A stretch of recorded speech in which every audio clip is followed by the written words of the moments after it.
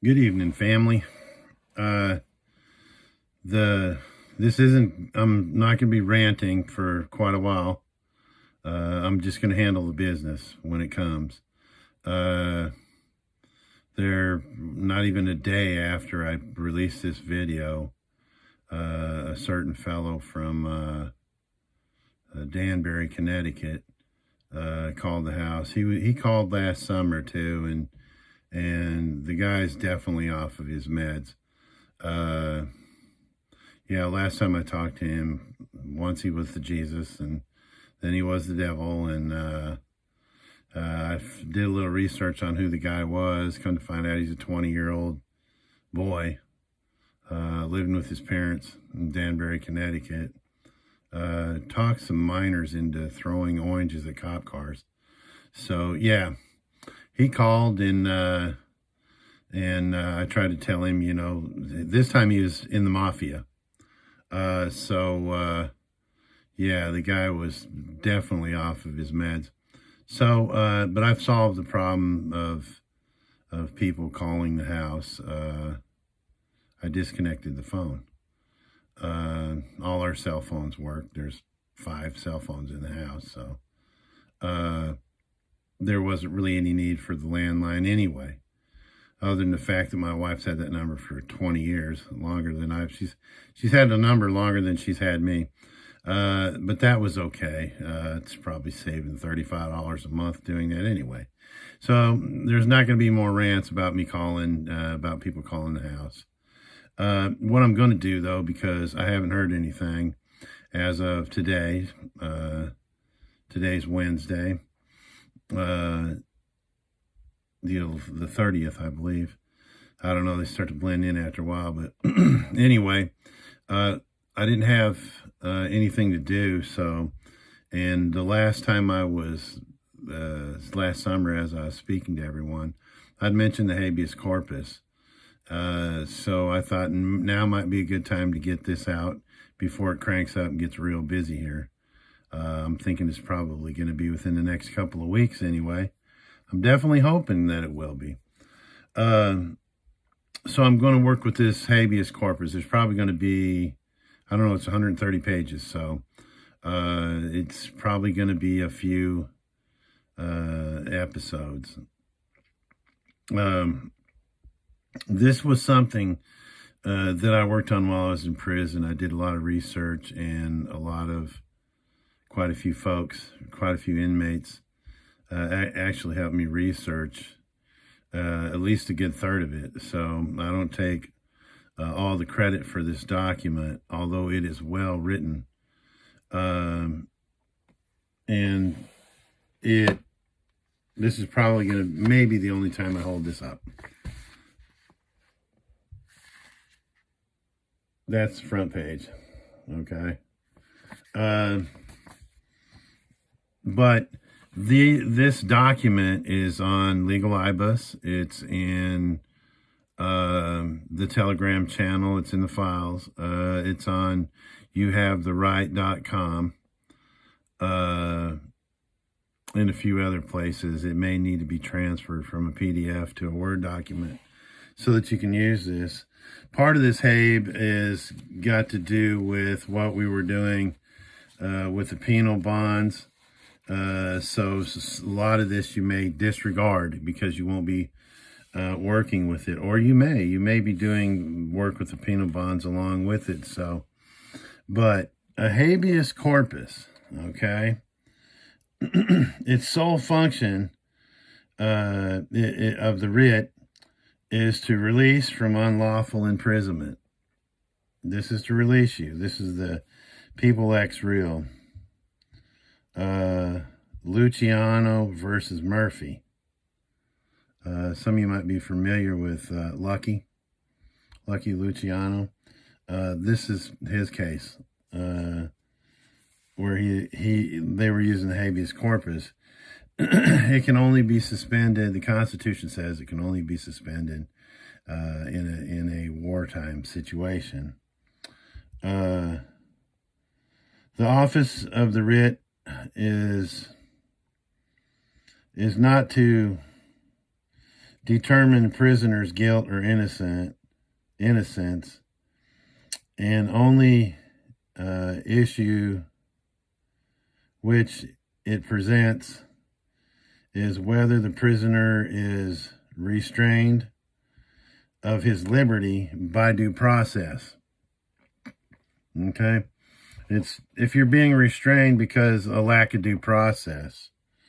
A lot of people are familiar with the due process in the 5th and the 14th Amendments. The 5th is your physical, human due process, and the 14th is your straw man due process, your corporate due process. Okay? And that's ex parte Presnell, Oklahoma. If you want to look those up. But I'm going to get started with this. This is a writ that we created, habeas corpus.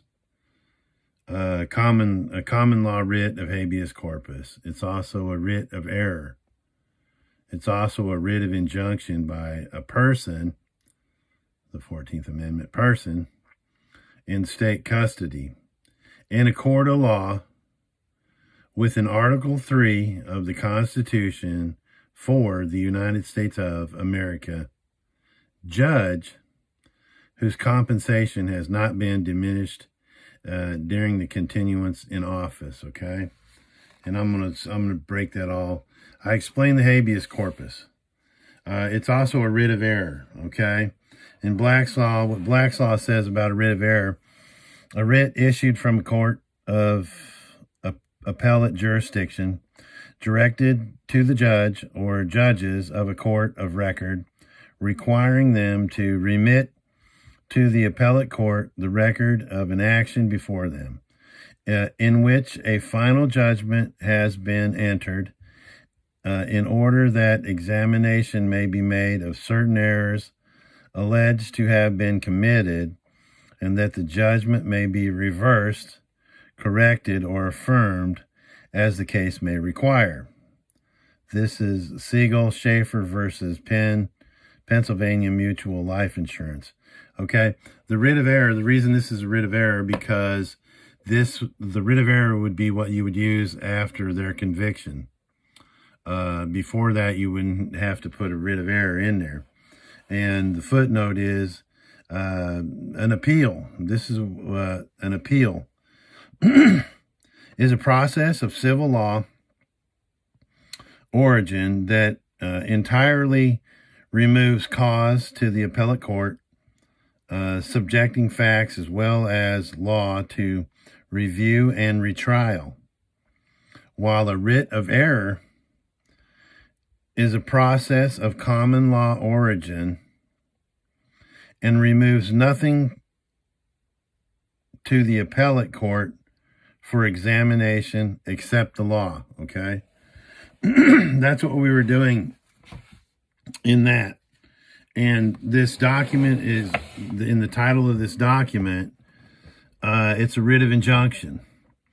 And we're saying in a court of law,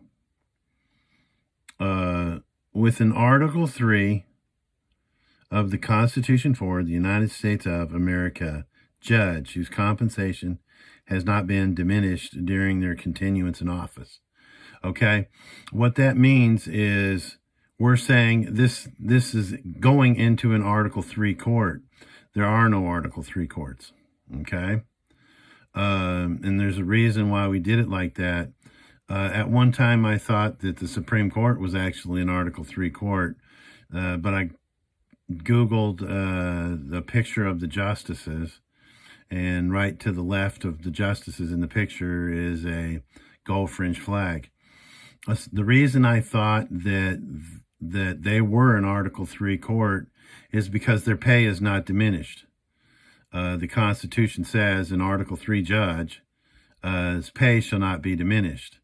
These judges throughout your states, these Supreme Court judges, state Supreme Court judges, and the appellate judges, they're not judges. If they were judges, their pay would not be diminished. Their pay is diminished because they pay taxes. So if you want to argue, if the judge you're standing in front of is an Article 3 judge, it's simple. Do you pay taxes? Because if you pay taxes, then your pay is diminished. Supreme Court justices don't pay taxes until they retire. That's why they'll usually die in office. So they don't ever have to pay taxes on the pay that they're getting. And that's what we're saying. We want this in an Article 3 court. What that does is that gives them the heads up, so to speak, that we're going to have to form a Article 3 court. We're going to have to bring a judge in here whose pay isn't diminished. Good luck finding one of those. And the thing about the writ of habeas corpus is you're saying release me, and then you're stating all the different reasons why you should be released. That's what this document does. It challenges the reasons that the state or the Fed is claiming that they have over you. And they have to answer each and every point. So this habeas corpus has a lot of different issues in it, and it attacks this from multiple directions or angles, and they all have to be answered. So that's what I'm going to go over. This thing right here, they can't address. And how this was working in the court or in the prison system was if you had a light sentence, like 2 years, 5 years, 7 years, something like that, they were releasing them. The guys that were in there on, 20, 30, 50-year life sentences, what they would do is they'd move them from one prison to the next. These things are set up to where you file them in the county that you're being held. If you were tried in Knoxville of a bank robbery, and they sent you to Northwest, which is way out in the northwestern part of Tennessee, you're in a different county. That's where your habeas corpus will be filed. It'll be filed in that county, and then the sheriff will be directed to release you. If he refuses, he's violated his oath of office, and the provost marshal can come in and tell the warden, you're going to release this guy right now, or you're going to the brig, or you're going to the stockade, whatever military base is close by. That's how this works. But what they would do is if you had if you're doing serious time, they would bounce you from one, you'd put a Habe in Northwest, you put it into the county. As soon as it hits the court, they're having the Tennessee Department of Corrections is moving you to Northeast, or Morgan County, Bledsoe, whatever. They're going to move you around, because then now you're not being held in the county. These are real effective if you're in a county jail, because they have to be addressed right there in that county. And to ship you to another county, it's not going to work that well for them. So I'm going to explain this to you over the next few days, try to break this down. I've gone through half of this document already, so we'll just see how quick this goes. I'm going to try and make it quick and explain some of the points. This is a common law contract. It has the contract number on it, or the 20-digit mailing, because this habeas corpus has the postal rule in it. So it's not only all of this other stuff, it's also a contract. And it says, I, Christopher -A, period, Hauser, comma, beneficiary and sovereign, sui juris, in propria persona, in special appearance, never generally or voluntarily. Hereby challenge the jurisdiction of the court. Furthermore, I, Christopher Allen, Hauser, beneficiary, and sovereign, are or am incapunious. Incapunious means I'm broke right now. Indigent means I'm broke and I'm always going to be broke. The minute you sign an indigent document, the judge says, this is why they say, if you can't afford an attorney, one will be appointed to you. The minute you sign indigent, you just said, I'm broke and I'm never going to have any money. Please make me a ward of the court.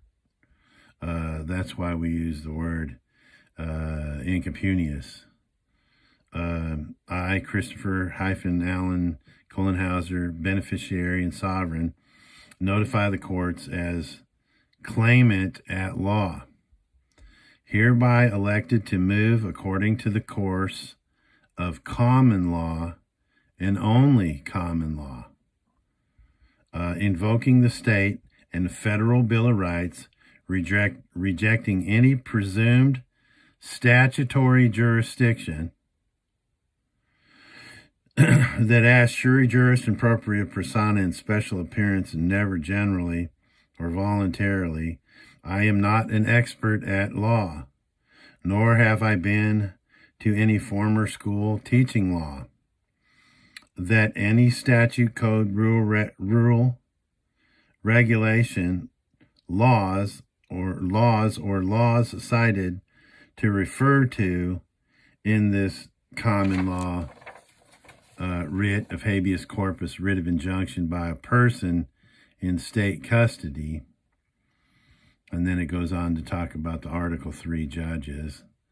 Are the restrictions of the trespassers, court clerk, court at hand, state of Tennessee, district attorney's office, judge lawfully residing over this proceeding, as well as any future attorney generals, clerks, and judges, and not the claimant at law proceedings under common law. That the common law contract contained herein applies to all entities, corporations, and actors to this proceeding.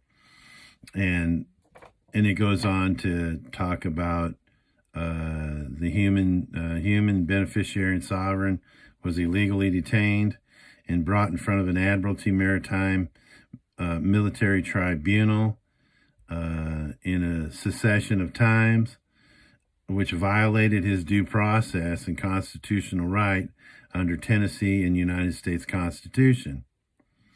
That a security instrument was supposedly generated, stating that the trust, the all caps name, Christopher Allen Hauser, was convicted, and then there's a list of the codes, whatever it was they're claiming that you were convicted of, which are fraudulent charges. That I am not the trust, Christopher Allen Hauser, all caps. I am, in fact, Christopher Allen, Hauser, beneficiary. That the filing should indicate as such. The trespassers in the fraudulent manner are attempting to make or have made me the pseudo-trustee of the trust, all caps, Christopher Allen Hauser, knowing full well that I cannot be both the beneficiary and the trustee at the same time. And in order for them to fraudulently access the corpus assets and inflicts punishment on me fraudulently, making me a fiduciary, knowing full well that all public officials, including the courts, are the trustees, then this document is witness to the fraud and the fraud of all courts, as this document is a contract, and I am forced to address this commercial transaction by this avenue with no other recourse. The trespasser scheme would create a trust with no beneficiary. Thereby, they could fraudulently use me to gain access to the corpus assets of the trust and conspire to trick me into an additional payment of your ransom, receiving more than twice the payment.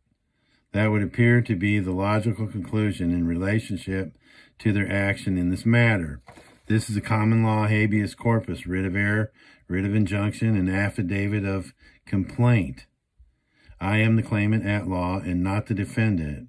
I am unclear and unsure as to who the real parties are. There needs to be clarification in any order issued by the jurisdiction. This habeas corpus, writ of injunction, and affidavit of criminal complaint without prejudice. And then it goes on to explain you're going to do these in the counties. So when you guys download these and look at them, you'll be filling in these blanks as they pertain to your particular situation. If you don't have a situation, look at this document anyway. If you're not trying to help somebody get out of prison or jail, you're not in prison or jail, this is information that you ought to know, because you might find yourself in the predicament one day, and you can actually argue when you're challenging the jurisdiction, okay?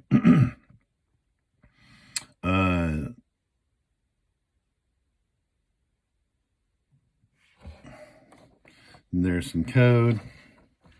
I'm going to try and just hit the highlights so that you can go look at this stuff. I'll try and remember to mention the pages that I'm on right now. Like right now, I'm on page 4. And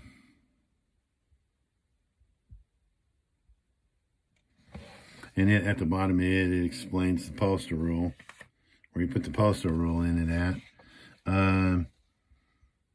And then you're giving them the 10 days. You guys are familiar with this in the, that's on page 5. On page 6, I further clarify that I, Christopher-Allen Hauser, beneficiary and beneficiary of the Social Security Sesticate Trust, and then you put the trust number in there. Attest that I am not a lawyer or attorney at law. And a lot of this stuff is going to repeat.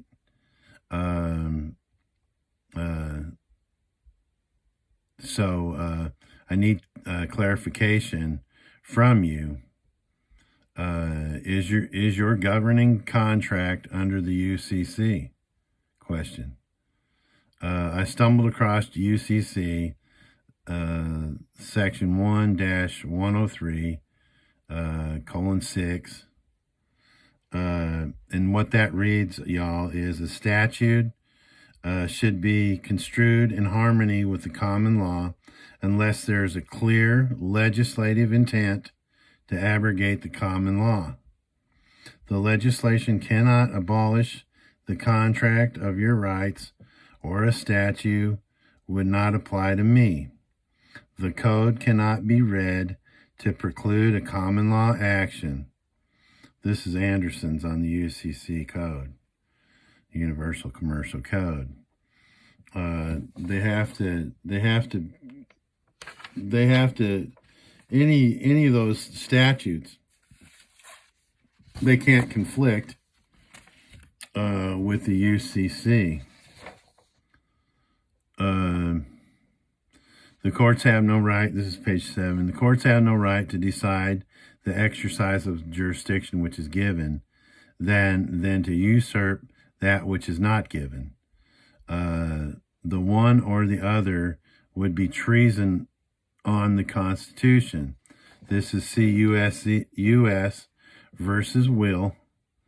It's Illinois, 1980.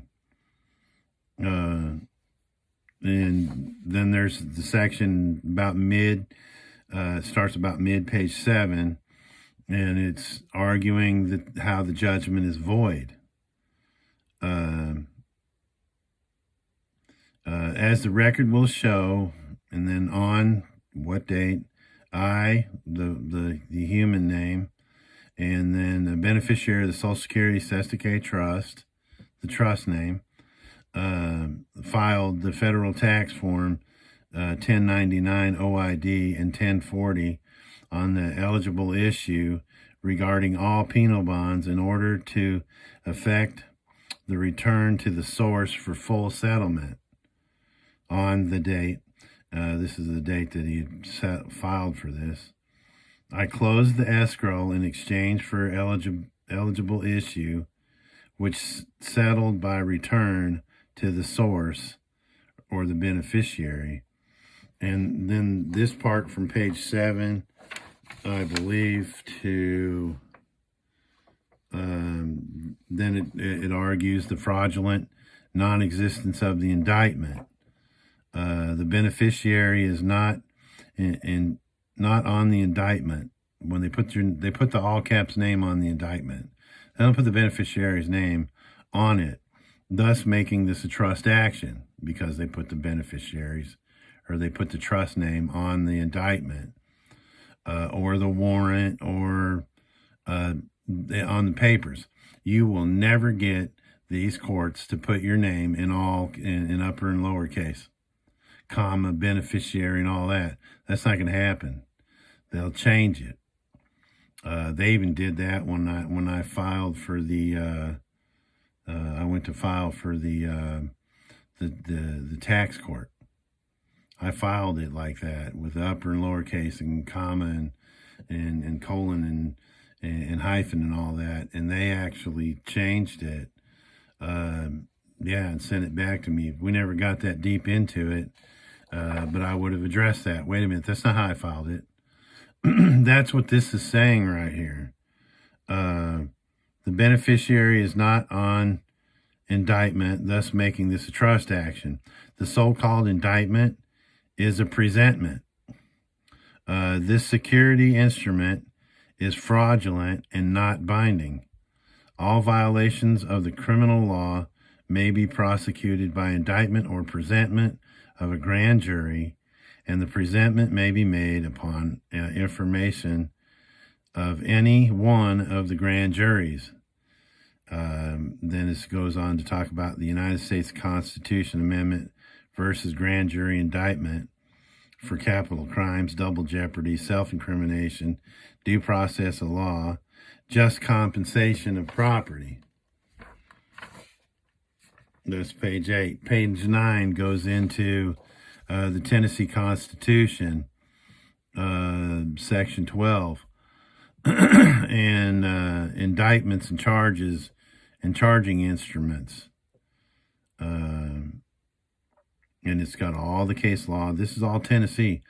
I used a lot of Tennessee because that's what I had a lot of access to.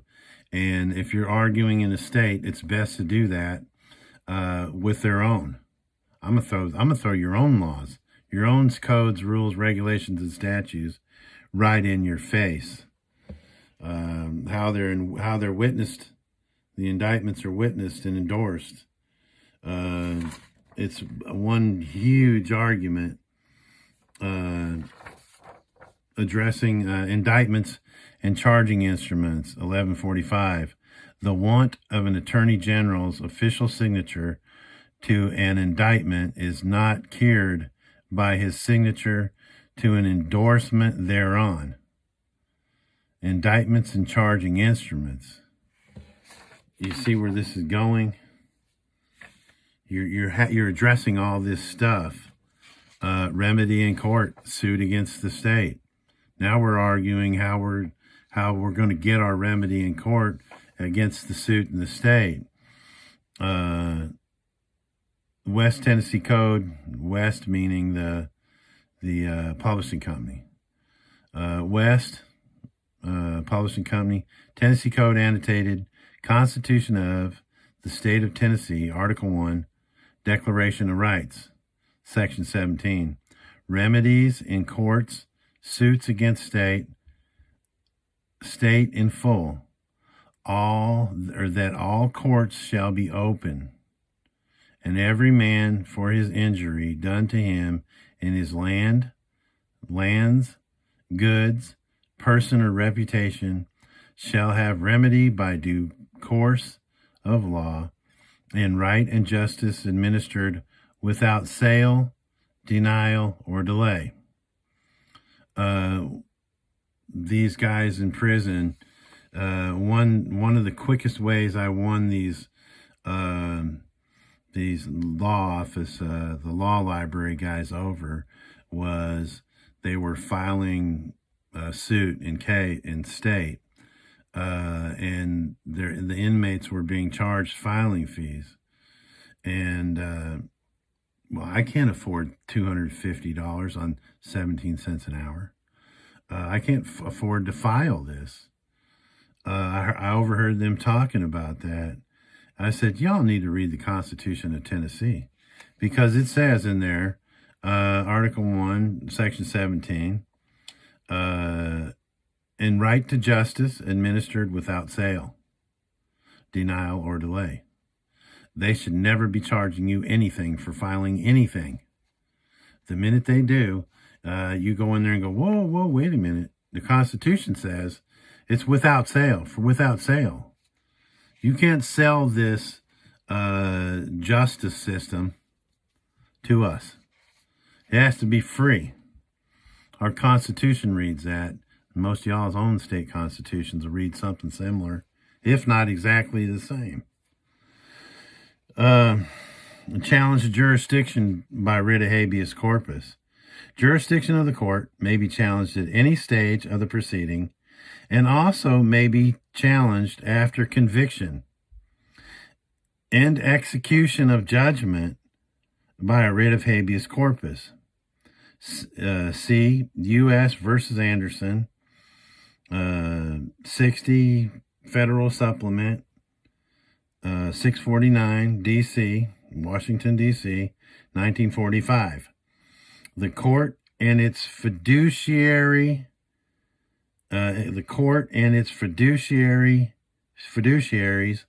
committed fraud by not informing the claimant at law, plaintiff, that the plaintiff was appearing in front of an admiralty military tribunal, and by not informing the claimant at law, plaintiff, it was entering a contract for the trespassers to gain access to the Sestake Trust, your all caps name, the same one that's on your Social Security card, by the use of penal bonds. They have to answer all this. When you do these things, they have to answer this. These judges are committing fraud. One of the case laws on the very first page of the conditional acceptance. It'll say right on there that a public official is a fiduciary to the public. Case law. And so they're supposed to tell you this stuff. That the claimant at law is subject to rules, codes, and regulations. Okay? Here's another case law. All codes, rules, regulations are applicable to the government authorities only. Codes, rules, and regulations only apply to government authorities only. Not humans / creators in accordance with God's laws. All codes, rules, and regulations are unconstitutional and lacking due process. Rodriguez versus Ray Donovan, U.S. Department of Labor. To proceed when jurisdiction is challenged. However late this objection to jurisdiction has been made or may be made in any cause, in any inferior or appellate court cannot move one further step in the cause, as any movement in necessarily the exercise of jurisdiction as any movement in necessarily the exercise of jurisdiction. Rhode Island versus Massachusetts. Once jurisdiction is challenged, the court cannot proceed when it clearly appears that the court lacks jurisdiction. The court has no authority to reach the merit, but rather should dismiss the action. Milo versus U.S. To not state and prove the jurisdiction taken. The question of jurisdiction of the court, either over the person, subject matter, or place where the crime was committed, can be raised at any stage of a criminal proceeding. It's never presumed, but must always be proven. That it is never waived by the accused. You can't even waive it yourself. Once you challenge it, you can't waive it. You can't waive the challenge of jurisdiction. Once it happens, it happens. And they've got to answer this, folks. They've got to answer this. Okay. This is one part that I liked when I found it. It was pretty exciting. This is a court case. This is Penhollow versus Danes Administrators, 3 U.S. Lawyers Edition. This is a Lawyers Edition. No court can concern itself with anything other than corporate artificial persons and the contracts between them. No courts can concern itself with anything other than corporate artificial persons and the contracts between them. This one's you guys should all be familiar with if you've been watching my videos.